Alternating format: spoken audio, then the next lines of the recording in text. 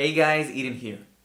So I wanted to share with you a talk I gave in the Minsk Python Meetup. So in the talk, I talked about how we can leverage graph databases to answer cybersecurity questions. I showed in the talk how we can take a cloud asset, for example an EC2 instance, and determine if it's internet facing or not. So what I show and describe in this talk is how to query the data from the cloud provider, in this example AWS, how we can model all the cloud assets as nodes and edges, and then how we can run a simple algorithm that is going to detect if that cloud instance is internet facing or not. I show how to do this using the AWS Neptune service, which is a managed graph database.